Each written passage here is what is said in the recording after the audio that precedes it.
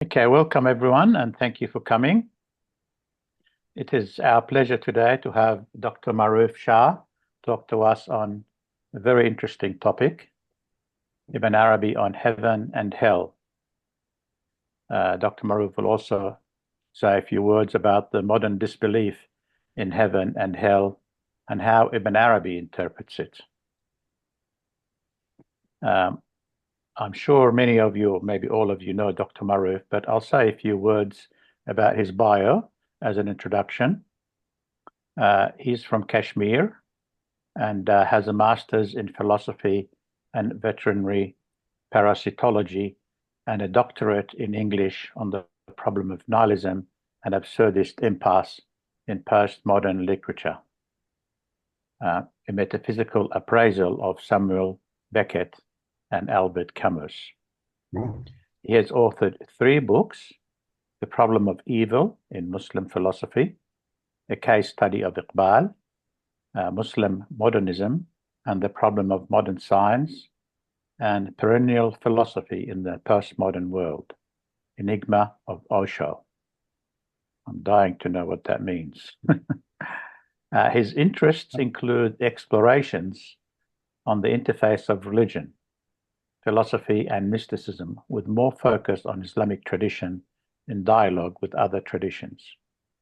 He has widely published in journals of comparative mysticism, Muslim philosophy, and literary studies. He also has a regular columnist. He has been a regular columnist for English newspapers. When I looked on the internet to get a few words to say about Dr. Maroof, I found that I could have 5 or 6 pages, so I just presented here just a very small brief. So thank you very much, Dr. Maroof, for joining us. You may start whenever you're ready. I am ready. We will start with something from Hafiz, so that we can put things in the context. Hafiz says, everyone is God speaking. Why not be polite and listen? So it is the word that saves. So my point is, we are offered this opportunity in any or every encounter with the other. From Socrates to Kierkegaard, we have been told about the art of listening to the other as a key to finding the truth that saves. A Kashmiri Sufi has also put it like this way: Mulaqat chu Maharaj, meaning when we meet each other and discuss something, this is ascension to the throne of God, what we call Maharaj, you know that. Now the point is, right listening. In right listening is the key to heaven, and in heedlessness is hell. So if we were really available to each other with absolute rapt attention, then that is the key to God. In fact, I again quote Simone Weil, who said, God is simply attention without distraction. And when Ibn Arabi explicates the idea of zikr, remembrance of God, that is primarily to sharpen this faculty of attention. So we will begin with Ibn Abbas, who said that God has kept paradise here, and one who does not enter it here cannot enter it in afterlife either. So this is the key. So if anyone understands this point, he will not have any problem in understanding what is hell and and heaven, and if they are real or not. Hafiz says, I will again quote him, passing beyond life's pains and pleasures, I have reached a spot where there is neither heaven nor hell. In fact, he also says, the glory is manifest without a veil even today. I am wondering why there is the promise of tomorrow. So in fact, this world and that world are not absolutely separated. They are ideally one. So this is the key to Ibn Arabi's understanding of this hell and heaven. We also read in Hafiz, in fact, the great Sufi poets, they illustrate what Ibn Arabi had to say about hell and heaven. we find it in poetry rather than in prose, what Ibn Arabi had to say. Hafiz says, the two worlds are one, but one blaze of his lustrous face. This is my exoteric comment to thee, and esoteric as well. And perishable is every edifice, save the edifice of love which is imperishable. Now we come to the proper definition. Heaven or God, in fact, it just stays if we read his book on time and eternity, he is able to find equivalence between Buddhistic conception of nirvana and Islamic conception of heaven, for example. But then we need to know it is paradise of essence ultimately, which is to be sought by a believer. Now, heaven is really a state of love or attachment to the absolute as manifested in beauty or joy. Again, Hafiz, in our drunkenness, we were searching. In our drunkenness, now we will come to Ghalib. In our drunkenness, we were searching the flower garden of paradise. Our surmise found its way through the dust, raised by thy graceful walking. So, if you really are able to love your spouse, your friend, anyone in the world, you are in the garden of, you are treading in the garden of Eden. Anyone who has really loved the graceful gestures and coquetry of children or spouses or friends, and blessed are those who, as Ibn Taymiyyah points out in his Ubudiyya, can love all things in God, or love God above everything, or love everything for the sake of God, the beauty, the most loving, or with Abu Yazid Bistami, see God first and beloved object later in every encounter with anything, can understand Ghalib's point. Ghalib again.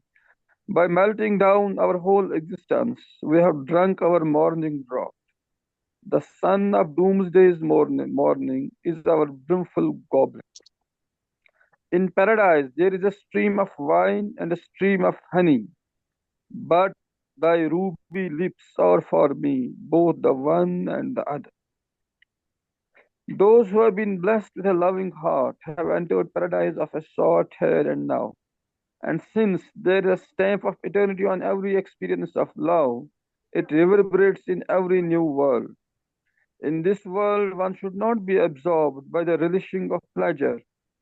Our fly sits on sugar candy and not on honey. Thy loving beauty in the ways of heart ravishing has as its attributes the waving ringlets and hair thin waist of the phenomenal world. Ghalib has called, in fact, Ghalib can be read as one of the great, in a way we can say, informal commentators on Ibn Arabi. He wrote one of the greatest letters on Wahdatul Wujud. To Ghalib would turn the great scholars of the time for explications on subtle points of Sufi doctrine. So Ghalib has called the divine pleasure a stream of honey with the quality of wine. Since the taste of wine is bitter to non-drunkards and sweet and agreeable. This, incidentally, is the literal meaning of az, the root word for azab, as especially emphasized in Ibn Arabi. So, sweet and agreeable to drunkards, so is the beloved's anger, disagreeable to non-lovers and agreeable to lovers. Now we come to the point that in the philosophy of Ibn Arabi, we find this Rom Landio, how he has tried to, in a way, argue the point of hell and heaven in Ibn Arabi. I quote him, then we elaborate what is Ibn Arabi trying to say. It is, in fact, the geography of heaven and hell. He even provides a diagram of both these areas that left so deep a mark upon Dante and was taken over by him in Divine Comedy. But having almost overwhelmed us with traditional descriptions of Paradiso and Inferno, Ibn Arabi assures us that there are mere words and he invites us to interpret them as we like, or as Rama puts it, or rather as he likes. Inevitably, the agonies of hell are both for Ibn Arabi nothing but symbols, and the existence of both heaven and hell in their essential meaning is denied by him. He regards both as purely subjective states of the soul. His hell is nothing but the realization of the self of its own enslavement, which is selfhood. One Arabic word for hell, Jahannam, he interprets as distance or being away from God.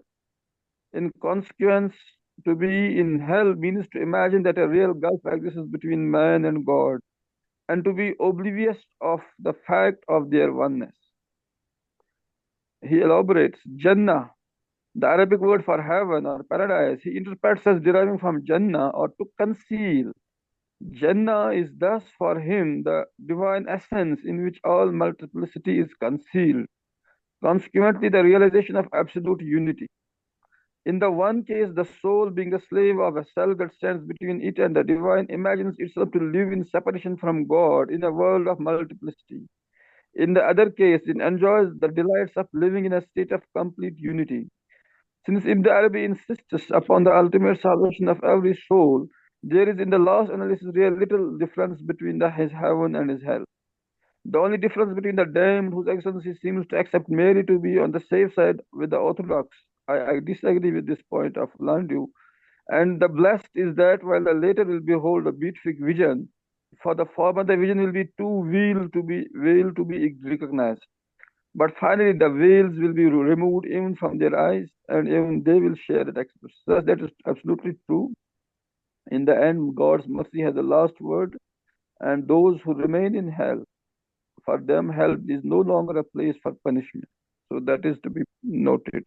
Ibn Arabi's heaven and hell appear to have much in common with those of Ibn Sina, Landau points out, but he is more charitable than the great Persian doctor. It would, however, be wrong to attribute his attitude to sentimentality or to some whim on his part. His heaven and hell form a logical part of a doctrine which cannot possibly admit duality even in afterlife. But this essential non-duality of heaven and hell is not manufactured artificially. It forms logical part of it. How could there be the opposites of real hell and real heaven in the system, in which all things, both good and evil, have their being in God, or rather in their own laws, which however derive from God? So this is the point. Now we try to understand modern disbelief in hell. Do you know the greatest one of the greatest arguments for atheists is the problem of hell. They can't understand how merciful God can create such a hell for non-believers or whatever. But as Sean has pointed out, hell is the proof of human dignity. Man is such a great, dignified being that if he ignores the treasure within, so he automatically gets dragged into hell. So this is the cost of human dignity, that if you fail to recognize it, you are in a way tossed into hell. So the idea of hell is basically a tribute to human dignity.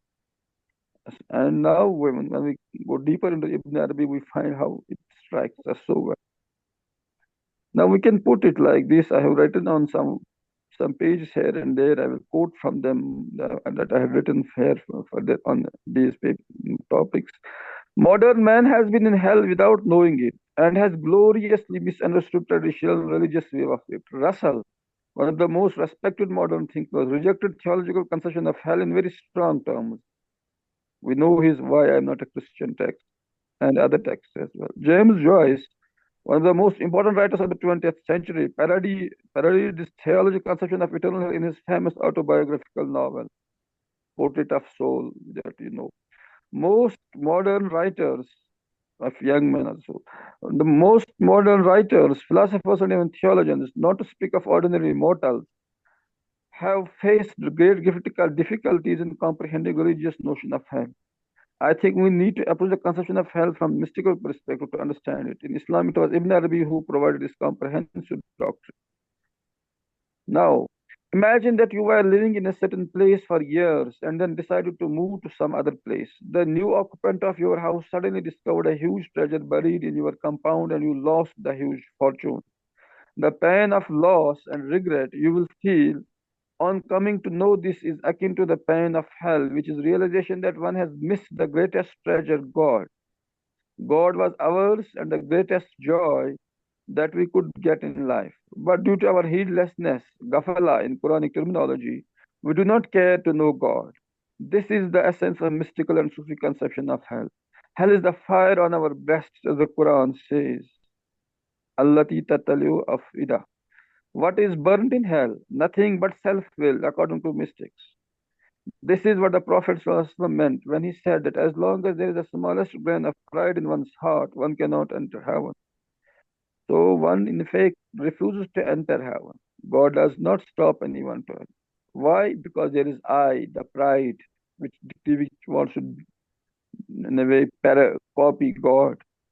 Pride is assertion of self-will, and Islam is submission of self-will. Hell is simply separation from God, the beloved, and this is willful separation. People love so much this world that they do not want to see God. That's why no one wants to die. In fact, death God has to arrange for us, even when we do not like. If we had really liked hell, we would have liked an encounter with God. There would not have been any death. This has been pointed out by Sean. Now, hell is posthumous as well as in this life. This needs to be noted kindly. The Prophet ﷺ said that the scorching midday heat is from hell. Whenever we are lost in dreams, in past regrets, and not in the present, we are virtually in hell. In fact, we define depression as regret over past, and we define anxiety as too much thinking about future. Now, God is in the present. So people are suffering either from depression or anxiety. Now, for both Ibn Arabi's, this ilaj, treatment is remembrance of God, which makes us to come into the present, where God is. So whenever we are lost in daydreams and past regrets, we are virtually in hell. Whenever we feel anxious, wish fate to have been more kind, advise God to manage things in such a way that our vain desires get fulfilled, we are in hell.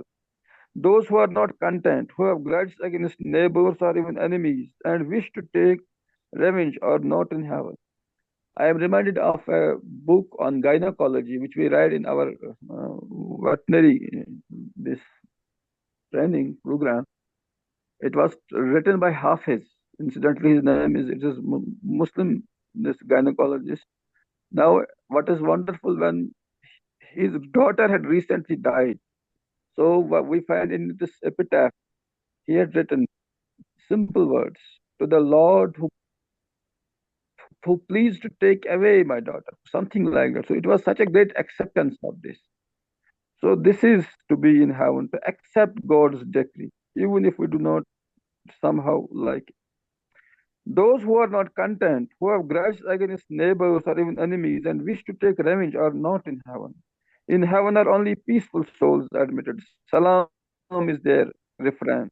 Those who have yet to clear their account with other people, who are not yet satisfied for lack of this and that thing, who are worried about their ego and its illusory empire, status, power, possessions, are still living in hell. Hell is not a joke. It describes our existential situation. The thunderous descriptions of hell in the Quran can't be allegorized away into nothing. So they are not mere symbols that land you would have us believe. Ibn Arabi is insistent upon their literal meaning.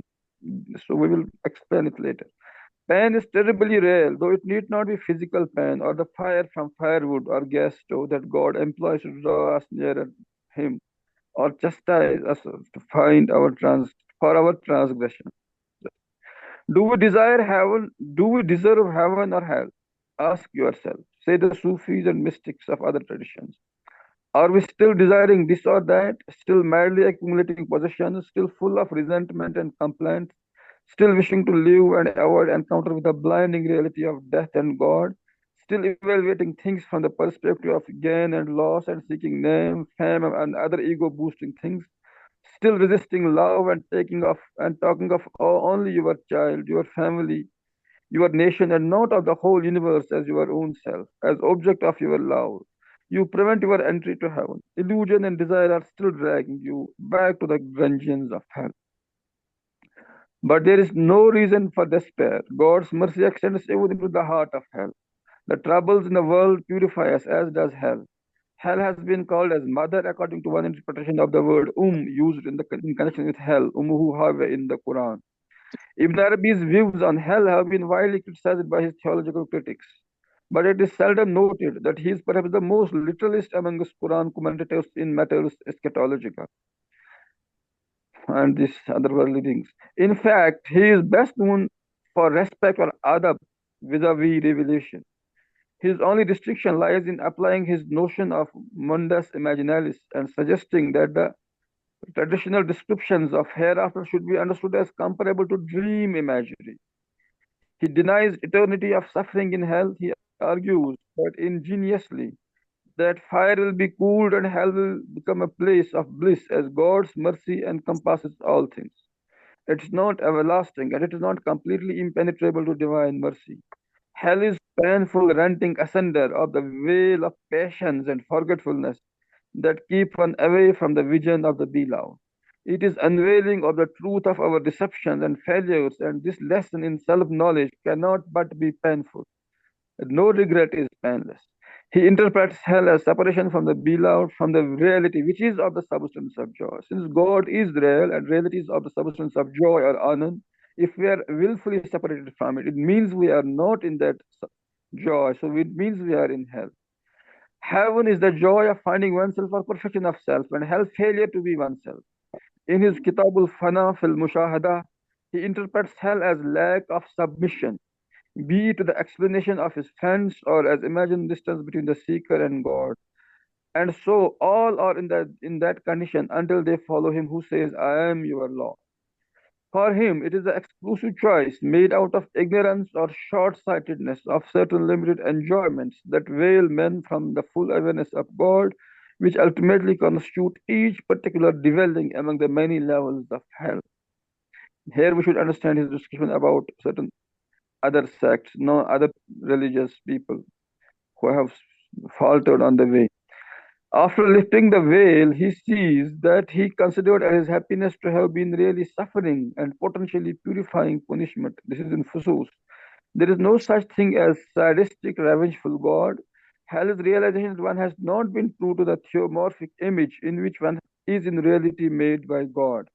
Reality cannot be subject to sentimental criteria of a humanist who thinks he owes nothing to reality and should be spared the encounter with his own veiled reality. But from Ibn Arabi's perspective, no such critique is warranted.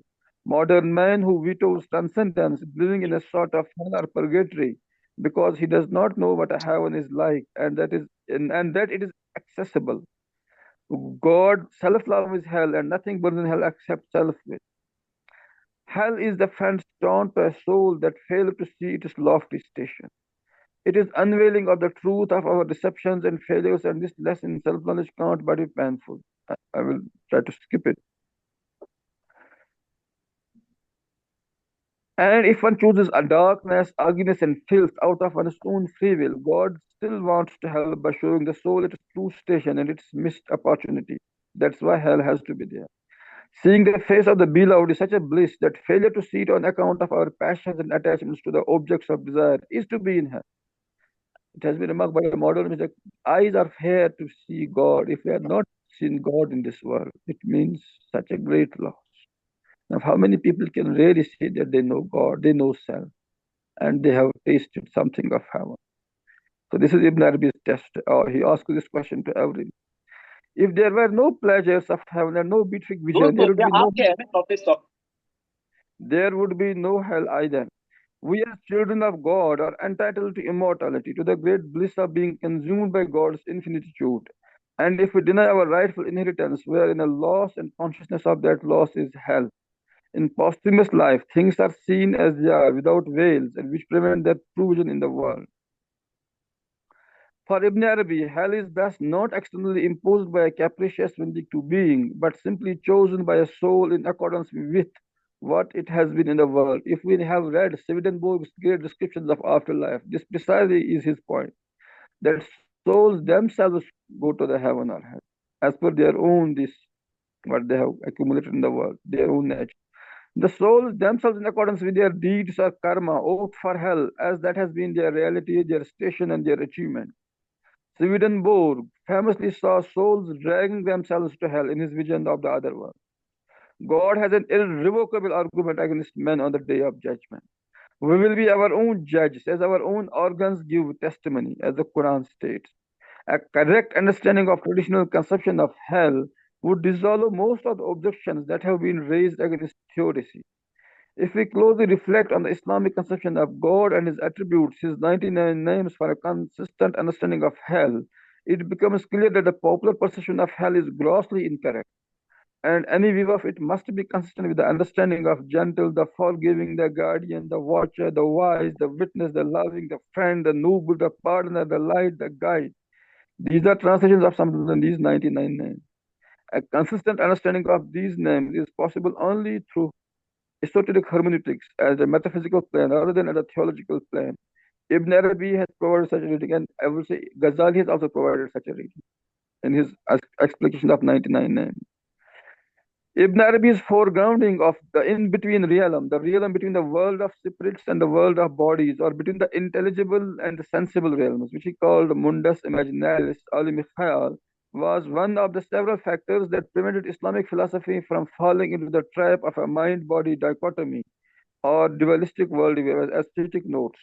It accounts for angelic and demonic apparitions, visionary experiences, and other metaphysical and non-physical phenomena that philosophers typically explain away. It helps understand bodily resurrection and other eschatological data found in scriptures. For that bodily resurrection, we need to go to Mullah Sadra, who was much inspired by Ibn Arabi. Now, as opposed to every romantic and dualistic understanding of love, Ibn Arabi envisions love as lying at the center of reality, as is the case in Plato, world mystical traditions, in fact, in all religions. Love and self-denial go hand in hand. The denial of the self is the cornerstone of all religions. This allows the higher self, the spirit, the inner man in us, to take reins, and the tread of values, goodness, beauty, and truth are then realized, and life becomes transformed from its otherworldly, alienated, fragmentary, fear-ridden, sorrowful, restless state of life to life divine, which is integrated, blissful life that radiates peace and love. In Dostoevsky's father, that we read this Brothers Karamazov, that this very garden is a garden of Eden. We just only need to know this. If we are just able to unconditionally love for a moment, we enter heaven here and now. The attributes of divinity are appropriated by the traveler on the path. Religion is built on this transformed vision of life and worship as God, as love, beauty, goodness, and whatever beautiful names or aspects that there are. That's why in Ibn Arabi we find he is the greatest explicator of the path of love. Now, about this issue, why hell is not eternal.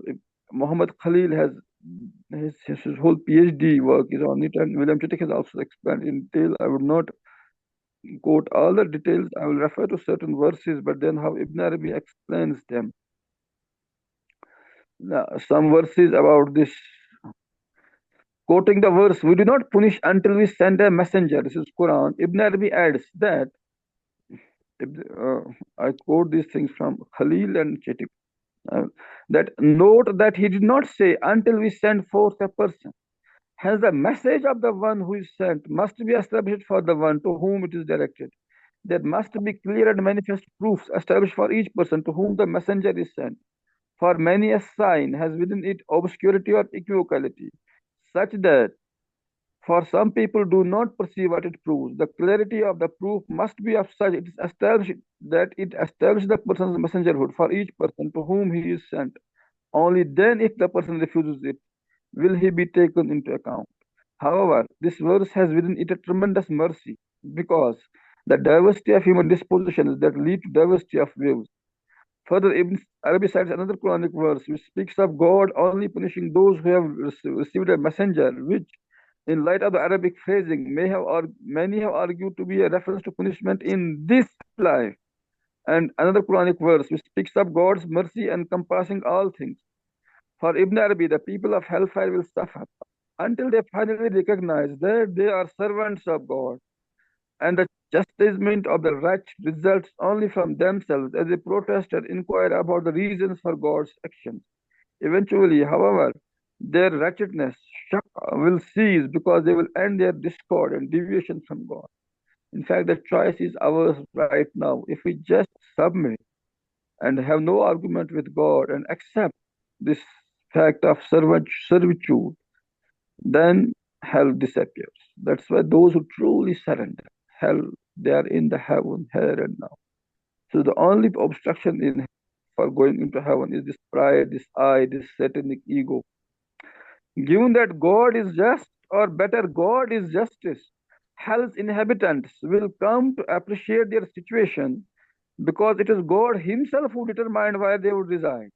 In the final analysis for Ibn Arabi, what comes to matter is not in which abode one resides, but rather what is accepted by the constitution and desired by the soul. Thus, wherever agreeableness of nature and attainment of desire are found, that is the person's bliss. So that's why it has been said, if a believer is sent into hell, it will turn into a garden. So, and if a kafir who rejects God's this good promise is sent into heaven, he cannot bear its bliss. He just go out. If for Ibn Arabi, in Chitik's paraphrase, God keeps the bitter cold of Jahannam for those with hot constitutions and the fire for those with cooled constitutions. They enjoy themselves in Jahannam. If they were to enter the garden with the constitution that they have, they would suffer justice because of the garden's equilibrium. For him, quote, the transformation from chastisement to sweetness will begin to occur when the wretched resign themselves to their fate and surrender any hope of leaving hell. At this point, the fire will become cool, as it was cooled for Abraham, and they will become happy. After this first bliss, their pains will vanish, and they will begin to find their perpetual chastisement to be sweet and pleasant. Ibn Arabi states that the people of hellfire will not die, since they will find relief through the removal of pain, and they will not live, since they will not enjoy the same bliss enjoyed by the people of heaven. A bliss that would be something in addition to the fact that he has relieved them in the abode of wretchedness. Thus, Ibn Arabi interprets the Quranic statement, each party of idolaters rejoicing in what is theirs, as referring to the next life. This is because such rejoicing is not known in this life, or rather, it occurs for many, but not all. I will try to conclude in a few minutes. Citing and paraphrasing the Meccan revelations, Chitik notes that a soul's wretchedness derives from its refusal to submit to God's wisdom and to accept its own nature. People suffer the fire of hell because they do not trust God and insist that the world needs to be changed to accord with their own personal desires. The wretched have chastisement only from themselves, for they are made to stand in the station of protest. They seek the reasons for God's acts among us, His servants. Why did such and such thing happen? If such and such had been, it would have been better and more appropriate. Explicating the master, Chitik elaborates. So this is a beautiful passage. By protesting against the way things are, people dispute with the real, who has given everything its creation. Eventually, however, their state changes and they come to realize that there is no profit in questioning God and refusing to submit to their own nature. Then the chastisement is removed from their inwardness and they achieve ease in their abode. They find an enjoyment known by none but God, for they have chosen what God has chosen for them. And at that point, they come to know that their chastisement had been only from themselves. In fact, we find in a prophetic tradition that God will test those who will say to him that they didn't know the messenger or some issues with them. Then he will send them to hell to choose if they were really obedient servants. And if they go into the hell, they would find it is hell. So this is the test. So when the denizens of hell accept their own nature, they realize that they will never leave the fire. This makes them secure in their places, for they no longer wander ill be among those who, according to Hadith, had done no good whatever. Who had done no good whatever. Who had not go to whatsoever in the world, but would be taken out of hell by the most merciful. When they give up the thought of living, they become happy. So they enjoy bliss in this measure. This is the first bliss they find. Thereby they find that the chastisement is sweet, for the pains disappear, even though the chastisement remains. So one corollary from this is, wherever we are in fact in heaven, if we truly understand. We are in the perfect station, which determined by our past actions, karma, what is called. We must be situated in. But so many people are resigned in this way to their current. Now, quietism, that protest against injustice, that is another question that we can deal separately. The Quranic descriptions of hell, Mawla, and mother, as something for which we ought to be thankful in the chapter Rahman. Incidentally, in Surah Rahman, we find we should be thankful for the hell, this pain.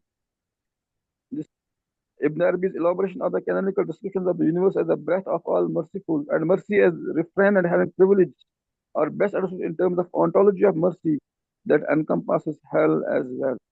When we note purgatorial function of hell, since most all its denizens become entitled to heaven after some stay, and how it is manifestation of divine name of majesty, and how it is a painful realization of one's own failure to be true to oneself or divine image in man, and how its nature gets changed or its pain turns into sweetness, or how it continues at every moment to be penetrable to divine mercy that keeps its denizens alive and enjoying certain concomitant things, analogous to relief from itching by scratching cloth, as noted by Al-Jili, Ibn Arabi's great commentator, in his Insani Kamil.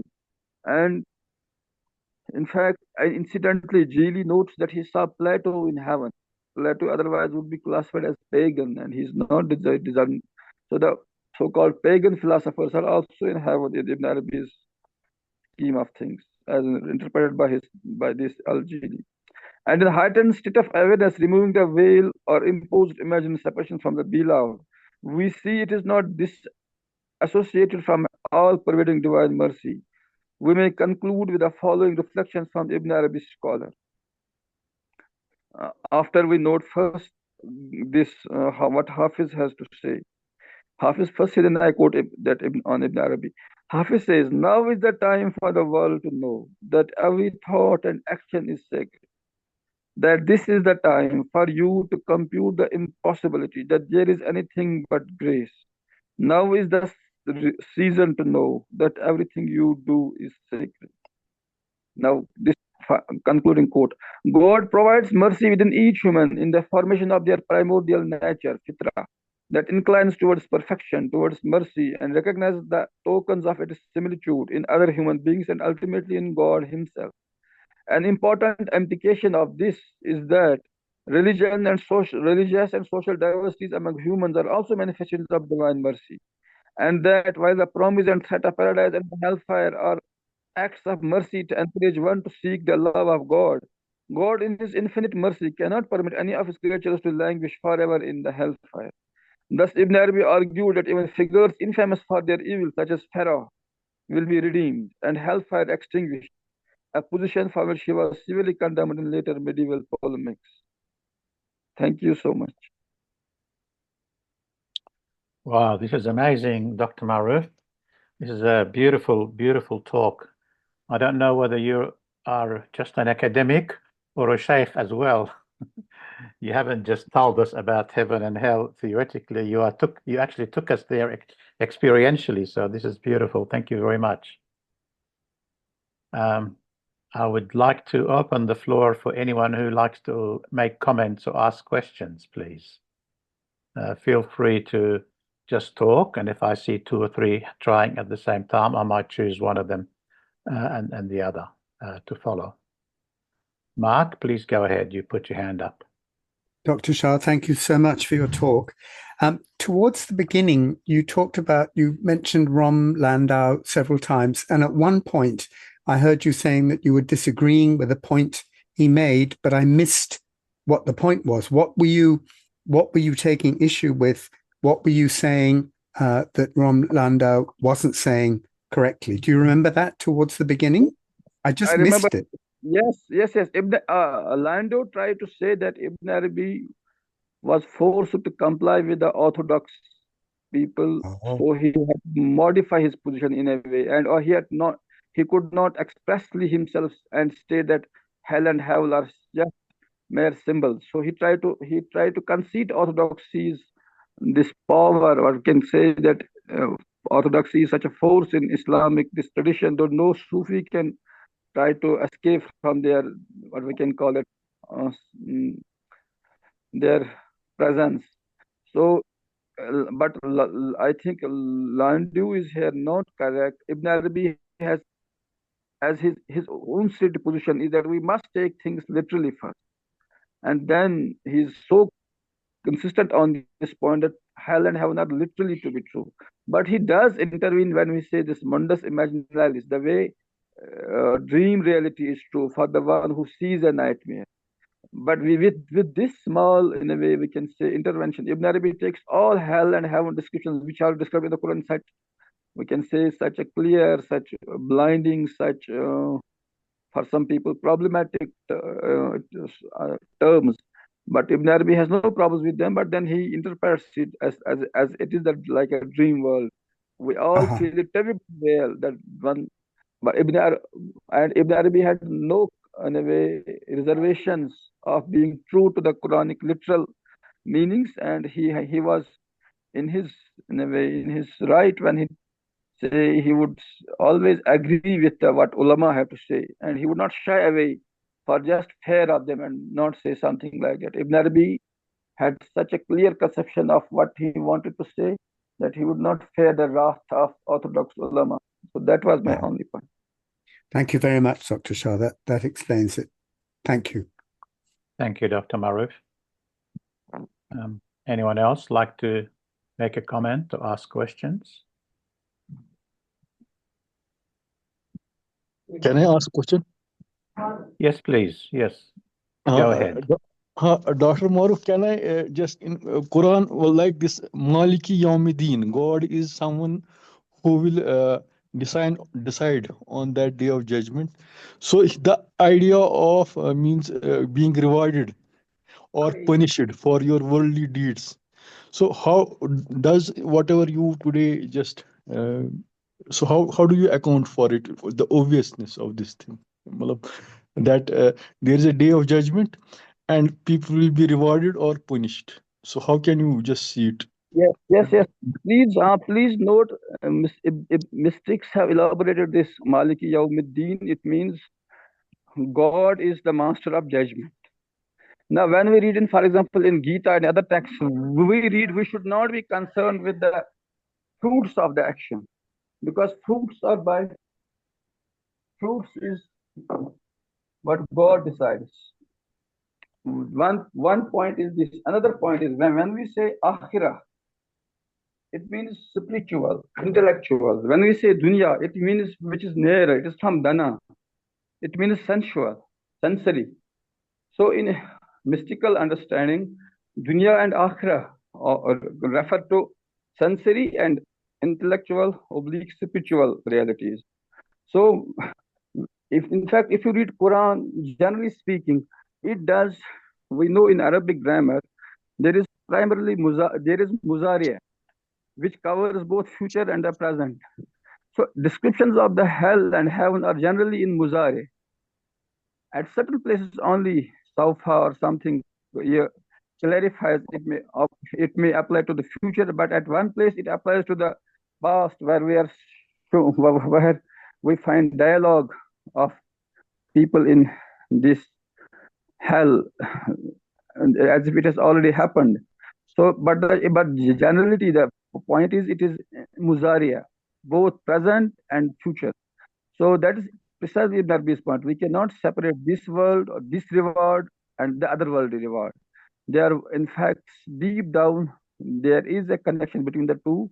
And that's why in so many ahadiths we find that whatever beautiful things we enjoy here on earth or from heaven, and whatever we find in heaven is just what we see in world somehow transformed. So we find, in fact, when Ghalib says यहाँ रोज क्या है, वो जब वो दिल टूटते हैं और वो रोज जहन मतलब I am not recalling that verse, so यहाँ रोज रोज निगाहें मिलती है। जहन्नम का दीदार हो, we are daily encountering hell. So किसी जो जब जब किसी से विशाल ना हो, so that's the sort of hell. So point is, in ordinary imagination we try to separate the two, this world and the other world. But and man and God, Ibn Arabi is fundamentally from the oneness of reality. That's why hell and heaven, man and God, ultimately we must see in the larger idea, under another larger idea of unity of the real. So if we are able to appreciate that, then we would see why this reward is, it is here and it is there as well. I hope I tried Uh, to. I see. So is there a theory of justice then? You can say how is justice seen in this thing? Yes. Justice. In fact, justice is, in fact, at every point, anyone who refuses to be open to love, anyone who refuses to heed the scriptures, heed the God's commands, heed the Sharia. That's why in Ibn Arabi we find we must follow every Sharia of this commandment. Why? Because it is very simple. We are made of the substance of joy. We are made we must orient ourselves towards the perfection. That's why beauty, truth, goodness, justice, the other great Platonic and Ibn Arabi was called in a way the son of Plato. Whatever we find in on justice in Ibn Arabi, in Plato, in Ibn Arabi in a way concedes this. In also Farabi, Muslim philosophers have generally built upon that. So if we are not true to the justice, it means we are having argument with God. What is in fact justice and wisdom? Justice or wisdom is to put things in their proper place. And if someone refuses that, he has to suffer.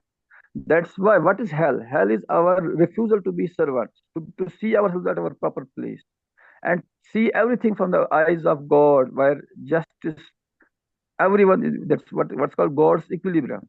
If we fail to observe that equilibrium, we are far from that, we can solve that axis, and that is in a way fire, that is hellfire. So we must pursue, as Sharia would, for example, say, every virtue and fight for that. Ibn Arabi will fight for that as well.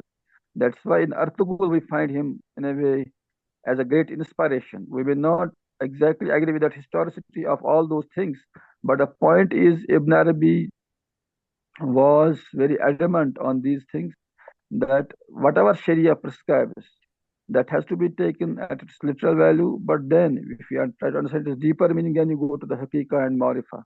So justice has to be pursued, as Derrida would also say, but we cannot say that the way things are in the world, which is governed by what Ibn Arabi calls this Takwini will, not Tashri'i will. Tashri'i will is what Sharia would love to have in the world. But Ibn Arabi says that God's higher will, Takwini will, wishes things otherwise. He illustrates, for example, God commands us not to murder someone, but people murder. God commands us not to commit adultery, but people do this.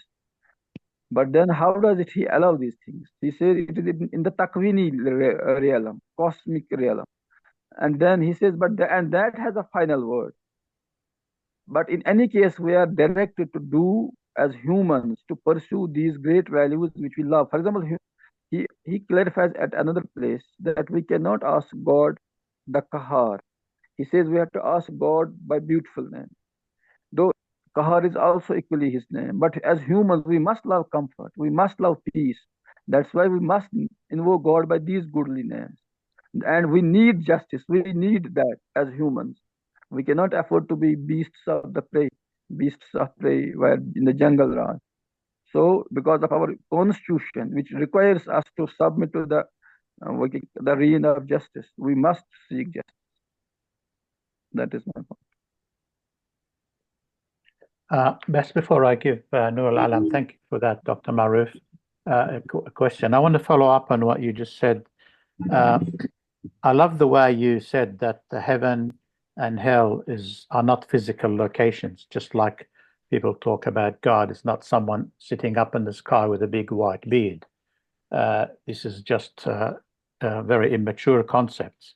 And I love the way that you said hell is doing a good job, that God is wanting to purify our egos and clear the pride from the self. So what remains is the pure, which is at one in unity with God. And I loved the way that you said hell is not eternal, which means whoever does experience hell, it's a temporary purification process that one sits in for a period of time until the purification is complete.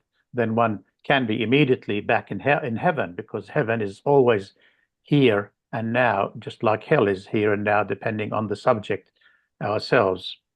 But I just like to have this question about the way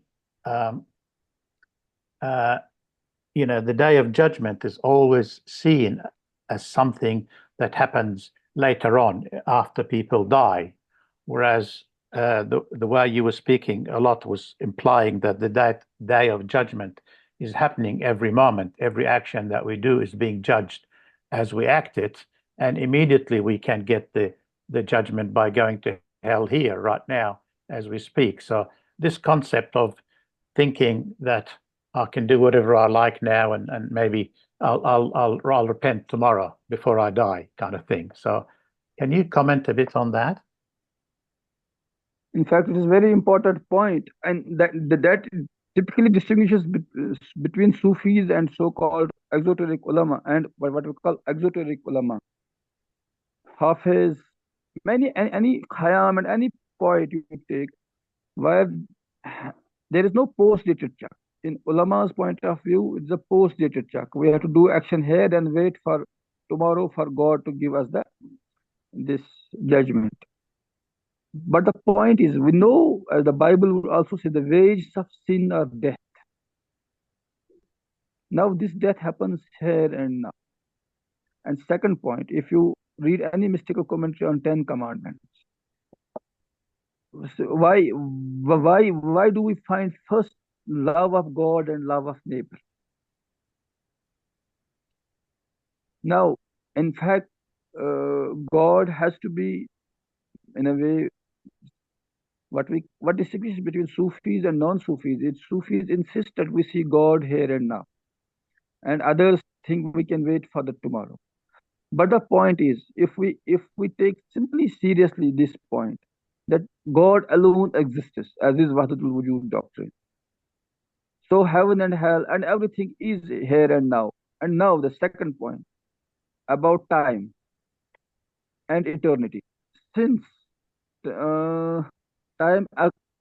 is not absolutized, or there is only the present moment. So there is no such there is no possibility of having it tomorrow. Point is, when Jesus describes heaven as a state where children would be, or where there will be no time. So we are any time we in this human world, or when we appreciate beauty, some breathtaking beauty, or when we enjoy love, or enjoy any beautiful moment, even a good meal, for that moment time disappears, and we say we have truly relished this. So all joy in this world God has kept in any experience where time is not found to be. So that is in encounter with eternity. That's why art has a great value. Art, in effect, in the imaginal world, art, as this William Blake would say, world of imagination, puts us into contact with God as such. So my point is, all great art in philosophy, when philosophy says it is here to invoke wonder. Philosophy begins in wonder and ends in wonder. What is wonder? Wonder is a state of Hera. And in Ibn Arabi, we find the greatest station of Hera, wonder. So in wonder, by definition, you find world a different place, a heavenly place. All those couples who are in love, they find their feet are above the ground. So anyone who looks at the world like with the eyes of love feels this world is beautiful beyond imagine. It is heavenly. That's when Buddha saw Nirvana, was given Nirvana. He said every blade of grass was in the Nirvana. He said absolute perfection everywhere. So my point is, in those blessed moments which are given to every man, those many people are heedless, we find intimations of immortality and eternity here and now. And those who are traders, who want cash, who want these post-dated checks, who have this we can call very exoteric mindset, they only think that there is another world only where we are getting rewarded. But when we say in Islam, in Prophet Sallallahu insisting that in ibadah you can get halawa, special lazzat, special ecstasy of doing worship, that is in fact from the other world, from the heaven. You by perfecting virtues, you taste something of the heaven. That is why it was said, virtue is its own reward. In fact, Eckhart most beautifully explains all these things in his work on detachment, the sermon on detachment, and he has that great book on that what that 40 arguments in which he lists on so comforting the people. So I think it is very clear that that's why philosophers and mystics are on one side and poets. Philosophers, mystics, poets are on one side who say heaven is in the way is to be experienced here and now, and virtue is its own reward, and virtue is in a way participation in heaven. And those then who like whom about, for example, we know Hazrat Ali, he would say there is a worship of slaves and worship of freemen. Worship of slaves is like this worship of, and then worship of these shopkeepers who worship as if they have to get something from it. But others who worship truly, who worship freely, as I remember this Freeman's Worship is a great article by this great essay by this Bertrand Russell. He also makes this point. So when we see on this point, mystics, philosophers, poets, they all agree that we must taste heaven here and now. And if we do not, in fact, when Quran insists that those who do not have eyes, those who are born in a way who do not use eyes, they will be in hell there. They cannot enter heaven there as well. So only to the seeing is heaven given. So why are there eyes? Eyes are only to see God only in the world. So when we see God, we see heaven. So as Bistami would insist, he would never see anything without seeing God first. So the problem is with those who are unable at this level, who do not have this artistic perception, who do not have this imaginary, that empathy, that vision, that love, opening to that love, who tell us that heaven and hell are there on. I think I try to make it. Yeah, that's beautiful. So, in other words, you are probably trying to say as well that it really does depend on us, because people talk about the grace of God is needed. So I'm understanding from what you're saying, the grace of God is always here for everybody. There's no lack of the grace of God to anyone. What is lacking is our personal agreement to it. In fact, Sean has precisely made it. He says God, grace is ever available, but we are not present to receive it. Yes. That was what Hafiz's point. There is only grace. Now, what we then how we define grace in more, let us try to understand. Grace is to be in our actions spontaneous, as thought teaching would express it. Non-action accomplishes all action. What is grace? Grace is that natural flow where we do not find any obstruction. Oh, what opposes grace is pride, ego, assertion that my will should be done. So if we leave this self in fana and then enter into the world of baka, what Ibn Arabi insists on, then we find as if we are always carried away by God. Our hands are God's hands. That's what Iqbal would say. Haath hai Allah ka, bande mumin ka haath. Man's hand, mumin's hands are really God's hands. So to live in the world to live as if grace is ever present, that is the true ihsan. In fact, Islam distinguishes three levels: Islam, Iman, and Ihsan. Ihsan is the perfection of faith, in which you see only God, or in a way, every action is seen as if God is seeing it. So the point is, when you present any action for the sake of God, it will be done with perfect style, perfect beauty. So if we are able, that is grace. What is grace? Grace is Grace opposes basically action. Action is calculated. Action is where human agency is invoked. But grace is where divine agency is in a way invoked. We say we surrender. Let God do. We are in a way, as Sufis put it, like the one who has dead, and he is being given this ablution, this bath, and he's not protesting. So we should be in that respect to God, where as if we are dead and God is in a way managing our affairs.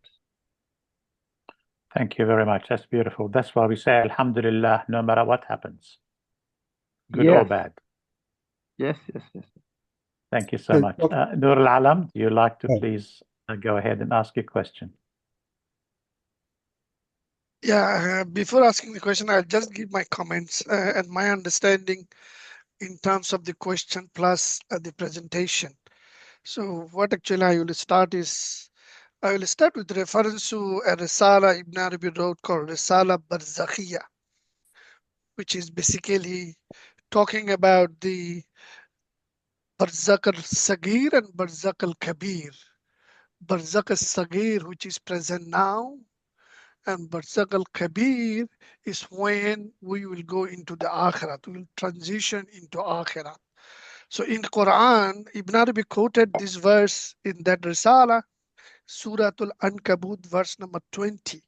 I'll read the verse in Arabic and then I'll say it in English. It says, Bismillahir Rahmanir Rahim, Qul sirul fil ardi fanzuru kaifa bada al khalqa summa Allah yunshi'un nasha'at il akhirah inna Allah ala kulli shay'in qadir. He said that say, it's a cool verse, say, O Muhammad, the human beings in the world, go all over the earth, go all over the earth, and behold how wondrously he has created human being in the first instance. So he is reminding us how God created us, our current condition. And then, Summa Allahu Junshiyu Nasha'at al-Akhirah. So he said that thus too will God bring into being your second life, Nasha'at al-Akhirah. For verily God has the power to will anything. So here he's talking about there is another Nasha'at al-Akhirah. So we have one configuration here.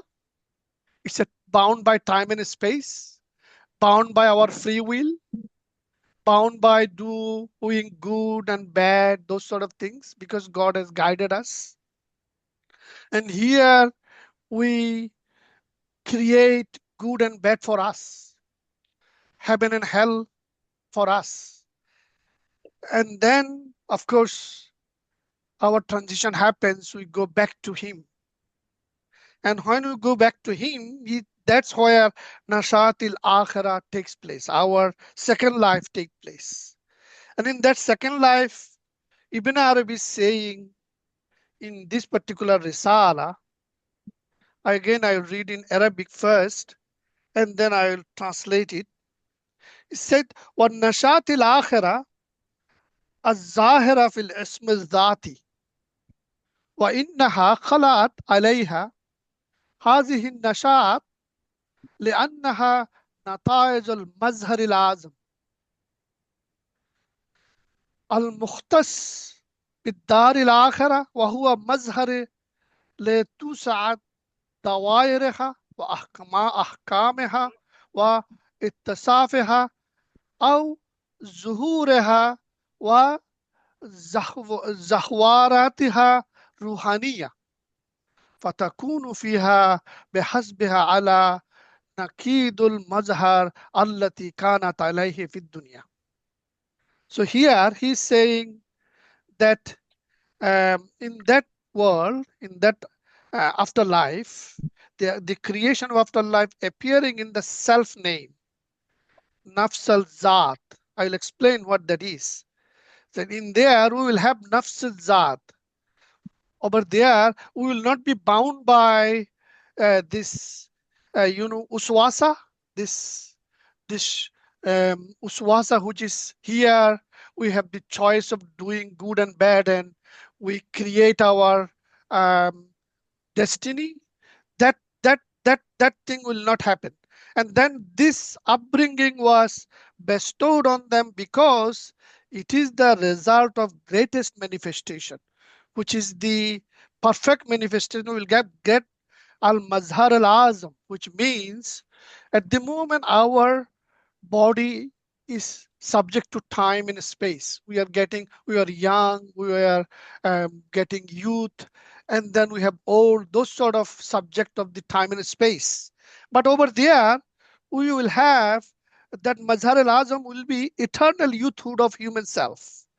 We will have eternal health and youth, and there will be no fatigue of illness. In heaven, you will also witness manifestation of mercy, justice, and eternal happiness.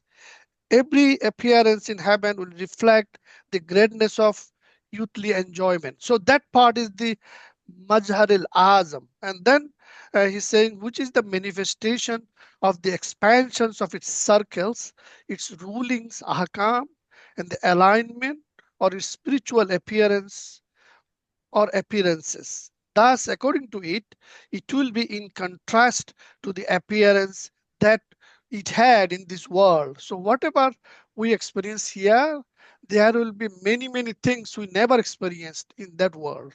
So that is one of the things I just wanted to mention from this Risala. And then I wanted to take you to another verse, which is Ibn Arabi again mentioned in this Risala, that is from Try to Suratul be quick, Ahzab. please. Suratul Ahzab. If I may interrupt, Noor, try to be quick, please, because of the time. Yeah, we still have time. Just let me finish my point, which I'm trying to cover. So, Yeah. what I'm trying to say is this Suratul Ahzab, which he mentioned in this here, to actually reflect on what I just said. That is the verse number 58, that he's saying what actually Dr. Maroof mentioned and confirmed as well. And this is the one which is when we take heaven and hell from here. It's not there, but we take it with us. And that is this Quranic verse. He said, وَالَّذِينَ يُؤْذُونَ الْمُؤْمِنِينَ وَالْمُؤْمِنَاتِ بِغَيْرِ مَا اكتسبوا. Basically, kasaba is the money we take it. Whatever we earn here, that's what we take. فَقَدْ احْتَمَلُوا بُهْتَانًا وَإِثْمًا مُبِينًا.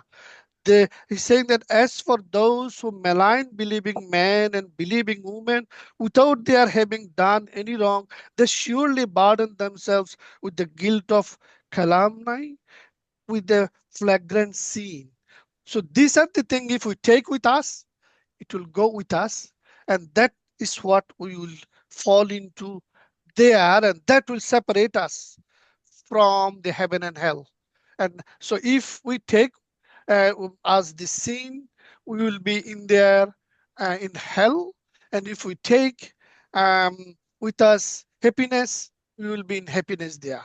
So that's what my point. And there are many other verses in the Quran is talking about our hand is what we is actually earning the good and bad here. And that's why they call it, this is the field cultivation ground where we are building our heaven and hell. So that's what I think all scripture says it. So in that context, what Dr. Maroof said and what Hafiz said and what other interpretation, I do not see any contradiction, though it sounds like there is a contradiction. This is what I am trying to add to what Maroof says, Dr. Maroof says. Yeah. Thank you, Noor. I would just like to thank. It was in fact very beautifully put. In fact, we remember in Buddhism we find a distinction between nirvana and parinirvana. Nirvana is obtainable here and now, but when there is body. But when we have body is no more, obstruction with us, then we can get access to what's called parinirvana. So by definition, when there is no more body in the other world, there we are able to, in a way, access higher pleasures. Nishatul akhira, what Ibn Arabi would say. So you put it so well. In fact, the distinction between this world and other world is this body of space and time would not be there in like this is in end. So those pleasures, that bliss which is hidden because of this our being fleshy creatures are subject to all the limitations, they will not be there. So that's why that is in a way where our bliss will be naturally magnified. Thank you so much for pointing out this. There are quite a Dr. few Maroof. questions in the chat if you want to read them. Yeah, I will.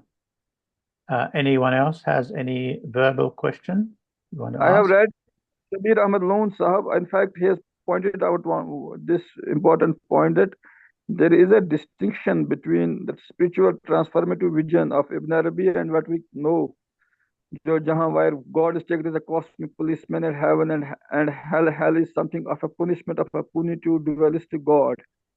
Against some, as if God is seeing something and then he gives a judgment, and then so ordinarily the vision is like that. And now how Ibn Arabi transforms the whole thing, then but I think that makes it existentially and more meaningful the way Ibn Arabi sees it. And Prophet Sallallahu said, Aduna Mazratul Akhira, which Noor Alam was just trying to refer to. We are cultivating here and now what bears fruit there. About Quran, about our posthumous life. There is a verse in the Quran stating, "Sharper is our sight on that day." Simply, nothing else. Since the veil is lifted, the sharper is our sight. Otherwise, those who are able to see in this world, they see only God there. They see it as Dostoevsky's father Zosima points out. This garden in which we walk in the morning is the garden of faith. The point is, are we able to cultivate that much love here so that we cannot imagine that punitive, that judgmental attitude. So whosoever leaves judgmental attitude, that's why Maliki Yawmiddin, one of the meanings of Maliki Yawmiddin is we leave judgment to God. We no longer separate people in terms of sharp judgments and then see. That's why Ibn Arabi would once insist that there was a great Abu Nuwas boy, but then he was much infamous for his moral transgression. But then he said, those who distinguish between Abu Yazid, who was a great saint, and Abu Nuwas, they are in error. So we must not judge here. That's why we have been quite insistently told by other traditions as well, judge not, because it is God's in a way prerogative to judge. But here in this human world, we often pass judgments. So that has to be resisted. So I think that is what the point made by Shabir Sahab in his question. Thank you. So you said you just answered, you read Hakim Roof, and that's what you answered? Hakim Roof has asked, is it purely symbolic or strictly literal? So I'll read it for you if you like. The Quranic interpretation of hell is depicted as a place of burning, whether with iron or fire. This raises the important question: is this depiction purely symbolic, strictly literal, or a combination of both? So I think we try to explain it. It cannot be purely literal because we know that fire, because this body, this space and time, these things would not be there. Now we all know this. Yeah. So it cannot be, but that does not mean it is merely figment of imagination or purely symbolic. Since Ibn Arabi is insisting, literally we have to take them, but then he brings the central conception of that alamic khayal, which is between sensory and intellectual world. There is that world of barzakh in which these things seem to be in a way literally happening, like they happened in the dream world. So to that extent they are literally true, but it is true for the dreamer, not for the other world. So it's not objectively true for everyone. So with that distinction, we can say they are both literal and they are symbolic as well. Yeah, very well. Thank you, Dr. Maroof. S.A. Lone asked a question. He starts with grateful to dear Dr. Maroof for I enlightening. responded to his question, I think. I read That's it. the one you responded to. My apologies. That's what I was wondering, which one you responded to. Okay. Thank you. Thank you. Anyone else has any question or comments?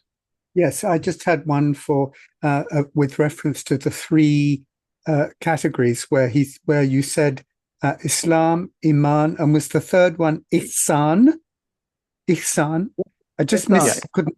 Ihsan. Yes, Ehsan. Ehsan is from beauty. Yes.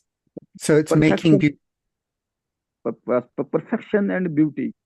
Husn paida kardan. So we must do everything with the eye on beauty to do perfectly, and that is as if there is a in fact grace is perfection. So our actions, when we just submit to the will of God, and the way Islam is. So it is as if we may not have our very heart may not be in that thing.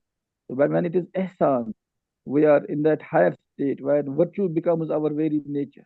So we then see that God's will is in a way we integrate with our own will. That's why ihsan is the highest station for which Muslims are directed to. So that in a way, ihsan is then beauty of character, beauty of soul. Then that in fact, if we cultivate beauty here, that beauty is then in a way given us back in the other life. Other world. Thank you. Does anyone else have any questions? Assalamualaikum, Dr. Maroof. Can I put my question in front of you regarding this topic, please? Yes, please. Go ahead, Shabir. Yeah, actually, I want to know that, it was a long discussion, long speech on this topic. But I want to know is there are so many human beings right from the day the universe was created or Earth was created, and up till now, so many people came and go, and I want to know that this sort of thing that people will dissolve their free will and they will fully submit to the will of Almighty.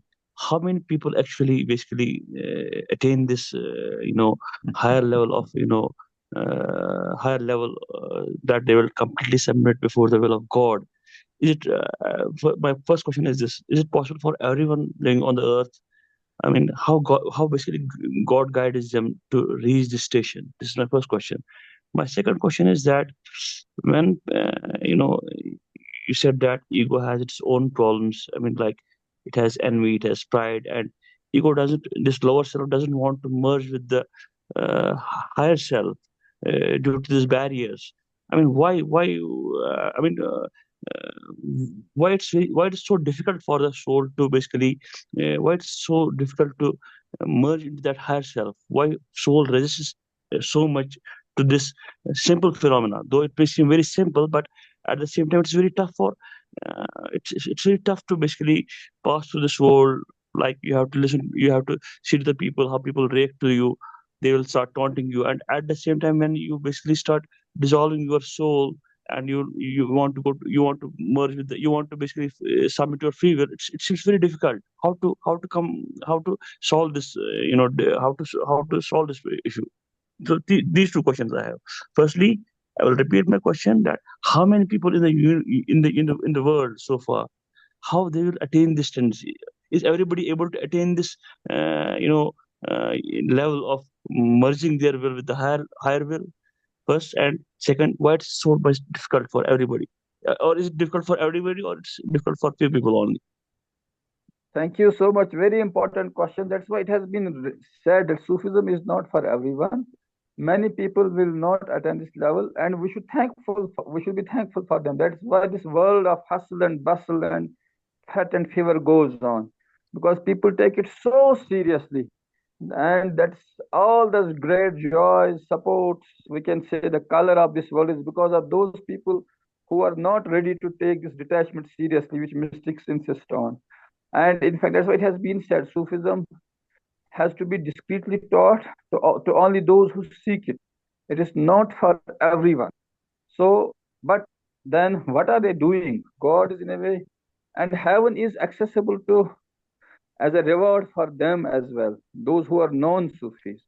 Let us put it very clear. That is why so-called ordinary people, they are not to be in a way, we should not judge them against. What Ibn Arabi would otherwise only insist that those who get into the unnecessary trouble in this world, taking ego too seriously. He insisted that if they are able to see themselves as merely actors, that Shakespeare would also insist, the world would be much better and they will not feel that anxiety and depression. 98% people are either regretting about past something or daydreaming or something. They have some anxiety about the future. So that is true. Ibn Arabi would try to help them. So he offers some help. It is up to us if we go there or not. But then the point is why he created ego and then Abu Lahab and Pharaoh and all those things. So that is a very subtle mystery about which Ibn Arabi has dealt in great detail. And I think, but that is some separate, that is the question of taqdeer and predestination and all that, and why it, as if, and why in a way they are manifestations of God's other names. Muzillo, Zoro, one who leads astray, one who inflicts loss, they are also God's names.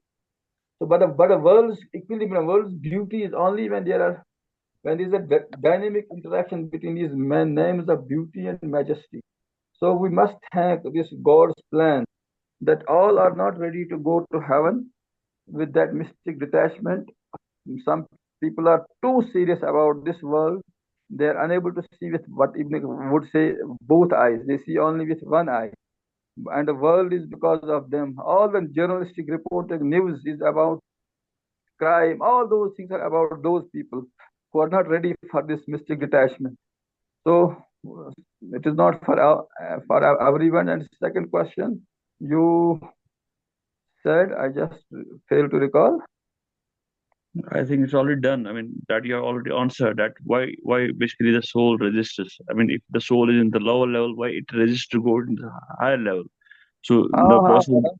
Ramakrishna, I will only add one to a point. If you read this, there's a great dialogue between the soul and self, and this in this poem by William Yeats, great William Butler Yeats, great Irish poet. He raises the same query, and then Ramakrishna's whole discourse is how can ego be a great servant, but it should not be allowed to be a master. So ego is there. In fact, ego is the ape of, in a way, God. In fact, when we say I, it is God who says I in us. So that's why it is, and in fact, the whole transactions of this world cannot be done with this ego. But our only problem is when we insist that this ego is the real self, then that those problems, and we take it too seriously. But then when any pain, any humiliation or death comes, and we see it is not there at all, true or real, and even in dream or even in when we die every night to sleep, when we sleep, we find God, we find our encounter with God as pure consciousness. And in the morning, we say we had slept, but when we find ourselves in absolute peace, because ego didn't obstruct in the night. So ego, in a way, creates problems for us. We are unable to enjoy the world in the right spirit. So in that sense, Ibn Arabi is for everyone. But that point that not all will take mysticism or this tariqa and Ma'arifa seriously. And it is not for everyone. So that needs to be also kept in mind. Thank you. Which brings us, sorry, go ahead. Can I please put one more question related to this topic? Now, Yes, you said that one of the pathway when you basically start merging your lower self to the higher self, or you'll start surrendering your will before the will of Almighty God, is that you will start loving. I mean, unconditionally, you will start loving. Now, this loving unconditionally has it got any limits? I mean, if you start loving unconditionally, then loving anybody or loving people around you, loving animals around you, it doesn't have any limit. Then at the same time, you have other things. You have people. For example, I will give an example. You go to your neighborhood, you will see poor people over there.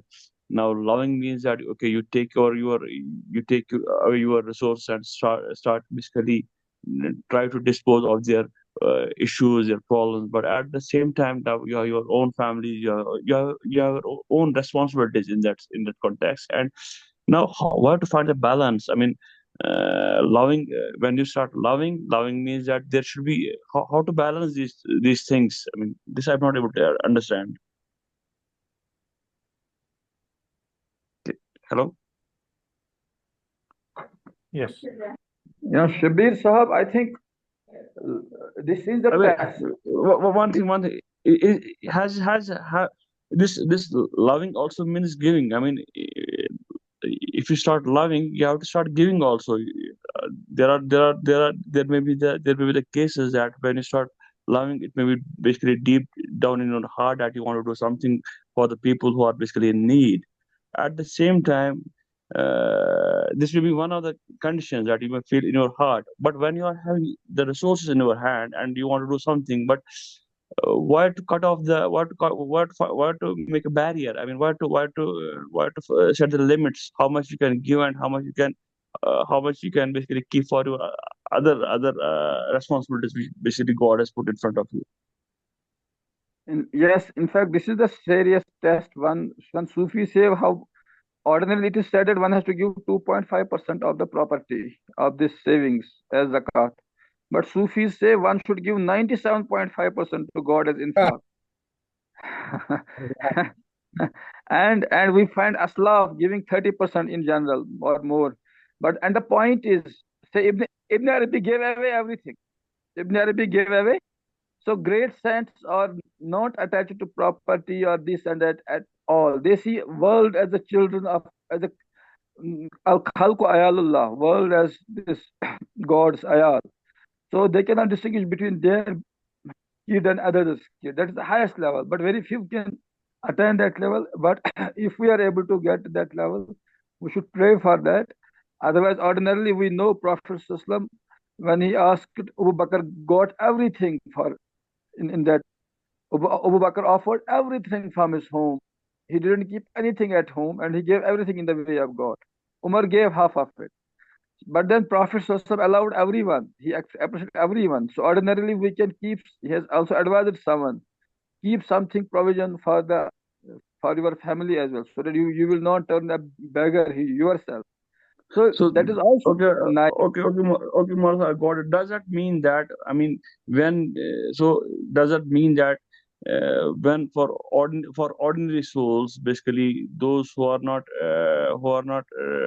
that those who are not chosen one, does it mean that they have to basically stick to the principles of Sharia in literary terms, so that they can be rescued?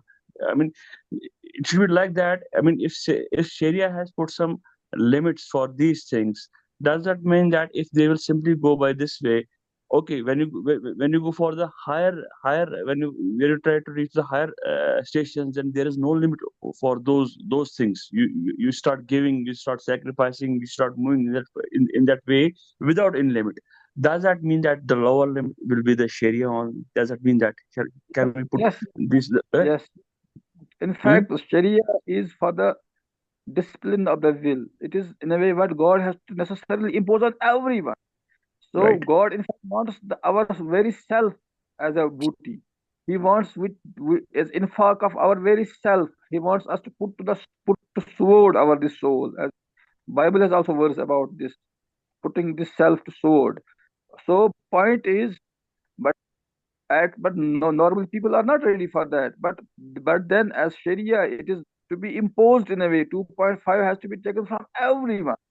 So zakat is as so Sharia is in a way at least the minimum standards that people have to do. But then That's there what. is no yes. Then there is no limit of non-obligatory, of nawafil, of ahsan, of all that. So God has at least fixed something minimum for all those who resist even that. People, if people would not even allow to give even that 2.5%, ceremony people would give that as much zakat.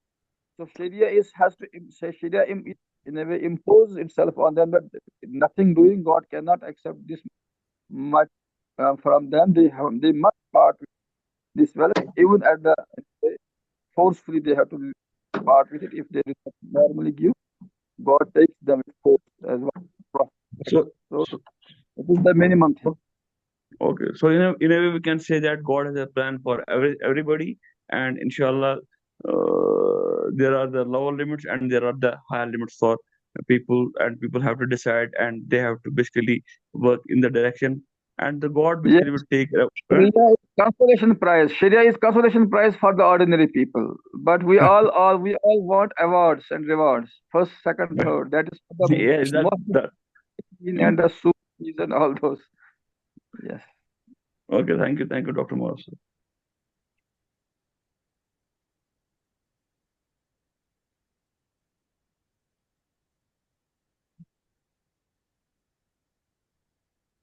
There's a question from Haris Rahman. Yes. Sorry, I was speaking by myself. I wasn't aware that I wasn't being heard. Okay, I'll let Haris Rahman make the question first. You mean to read it? Okay. All right, I'll read it. Dr. Maroof, do you really think the concept of heaven and hell found in Ibn Arabi's philosophy has no limitation? Is it possible to have even better interpretation of heaven and hell in any way? I'm not getting personal. Do you feel there could be mystics with the interpretation of heaven and hell in its essence? I would say it is a very interesting question, but since it has been agreed by the scholars of Mr. Jana that mystics have the same language, they try to speak the same truth in different ways. Whatever Ibn Arabi says in, for example, in Islamic tradition, we can find similar descriptions of Eckhart in Christian tradition, of Nagarjuna in Buddhist tradition, of Lao Tzu in Chinese tradition, and of Shankara in Indian tradition, and of, we can say, other mystics in respect to traditions. So we can say we can always put it in a more, we can always improve on anything. We can, especially in the new, for the modern postmodern audience, we can put it in less in more simpler terms. In that way we can improve upon it. But the truth, the essence of truth which was unveiled to the great saints and sages, that would remain the same. That in that there is a rule, old is gold, and we cannot improve upon that. But we can improve upon the style of presentation. We can make it more lucid for our own limited understanding. That is. Thank you. I just want to comment, or maybe it's a question about Shabir Malik when he mentioned. I'm just wondering whether we can say there is actually many, not just one, or not just high and low, but many, maybe hundreds or thousands or millions levels of human development or spiritual development. So we're not all at the same place. So when we judge someone, obviously we must take the capacity that he has. For example, if a young little child makes a mistake, we don't punish him the same way as an adult makes the same mistake. Or if the lawyer who knows the law makes the mistake, it's not the same as someone who's ignorant and innocent makes the mistake. So obviously God will take that into account when he makes the judgment. So which really brings two things here is that, human beings need to be aware that each one of us is in different levels. We can't compare ourselves with the one higher than us, and we can't compare ourselves with the one lower than us. We can only compare ourselves with where we're at and what our next step for development should be, what we should do. And yeah, that's I don't know what you think about that, Dr. Maroof. That is exactly, these words are from Abdul Kalam Azad in his commentary on the Quran, that we must always look higher with on the plan with those souls, that spirits, and I mean saints and sages who have gone higher and higher, and we should not judge, and we should not judge people. That is Ibn Arabi's point as well. Anyone in the world is on the straight path. It is Ibn Arabi's central point. We are all on the straight path, but we need to know how. Some are PhDs and some are just in first grade or second grade. So people are in a way caught up in their own karmic and other entanglements. That's why they are unable to do what we expect them, why they are not spiritually advanced, why they are not this and that. They are in a way in their, we can say, immature or first stage, first grade, primary stage. So we have to handhold everyone. So we should not judge anyone. We should not hate any sinner. So, but we should hate sin, of course. So that explains it beautifully. That we have to look higher and higher and higher, and not compare ourselves to those who are in a way deeper into the in the hell of these moral, we can say, transgressions, and all those who are unable to purify themselves from even small gross passions. So you put it well, I think. Thank you, Dr. Maroof. Thank you. It still brings the question of when it all starts, because if we say somebody made a mistake and he's naughty and he needs to be punished, but God created me in the first place. So when I made the very, very, very first mistake, I was only using the capacity that was given to me as I was created in the very beginning. So in other words, it's almost like blaming God Yes. for the first one. Ibn Arabi has answered that. He says God is only what, when he says he gives only wujud to those who are asking for it. You ask it first. God gave you existence only, but what he could not refuse that. But when we in a way commit these mistakes, and then we suffer its wages, so he cannot be party to that suffering. So point is, God has made the laws. If you do a mistake, you have to get the reward accordingly. And God is the totality of all those. In a way, he is in the way the essence of all those laws. But there is no personal will at his point that he dictates to someone that you should do a mistake. He only gives existence. He only gives wujud. He only gives those, we can say, and then he is not party to any bad thing, any wrong, virtuous, any this non-virtuous thing that is good. That Quran categorically states to God belongs higher only. And whatever evil you find yourself in, it is your own soul's earning. In fact, this has been elaborated much in Mir Waliuddin's book on Quranic Sufism, and he quotes extensively from Ibn Arabi and Ibn Sina and all to explain this distinction, how we cannot attribute any evil to God, and how evil must be in a way attributed only to the human soul's this own. Yeah. Yes. Very beautiful. Thank you. Thank you, Dr. Maroof. But lastly, to put your point as well, Hafiz has a verse. He says, "Oh God," he means, "it is only because of our adab, because of propriety, that we say we have sinned. Otherwise, it is all your business." God say,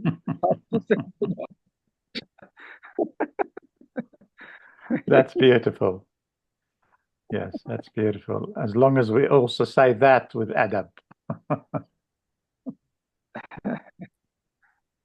Yes. Thank you, Dr. Maroof. Anyone else have any other comments or questions? I have a note in the chat that Haris Rahman has put there. I think it was after you answered this question. He says, as you said, Sufis speak the same language. I completely agree. However, does that language really use words? Isn't it about hal rather than qal? Don't you feel whatever said could have fallacies? Aren't they just analogies? it is right, but whenever Sufis comment, they use words naturally, that they use language, and language has its own limitations. That is granted. Ideally, Sufis would love to stay silent, and they have sometimes, but that is not possible. Ibn Arabi had to say so much. This is all. Eckhart had to say so much. All great mystics have written volumes and volumes, but the limitations of language do impose, and they are not able to, in a way, describe all. All are best left to personal experience. So that is always a limitation. As we should always take certain things with a pinch of salt, even the words of the Sufis, because of inherent limitations of language to put experience into words. Yes, he's very right in that. Yes, very true. Beautiful. Any other questions or comments? Maybe I'll have room for one more. Well, thank you very much, Dr. Maroof. That was very, very exciting talk. It got many of us engaged and interested in listening and learning. It's fantastic. I think we made a mistake. So far, we have allowed you not to give us lectures very frequently. Now I'm going to put more pressure on you to come and give us more lectures more frequently in the future, because you have proven that you are needed. Thank you so much. Thank you. It is always a pleasure to listen. Ibn Arabi advises us at one place that if something negative is said about a person, he should have no anxiety to reply to explain his position. And that is the qualification of a good murid. So it is always better to listen. So I would love you to listen. So that is why Ibn Arabi would say we should not be much lecturing. We should be listening to others. That's a great thing. Yes, yes. But you are providing the facility for us to listen, and you are bringing to us the words that he has spent time on collecting, the appropriate words for us. Thank you so much. Thank you. Thank you. It was a pleasure. And thank you everyone else for joining. It's a pleasure that you are all here. And we look forward to seeing you next month at our next lecture. I will send in the email and the WhatsApp group what the next one will be about. So thank you very much, everyone. Thank you, Frank. Thank you so much indeed.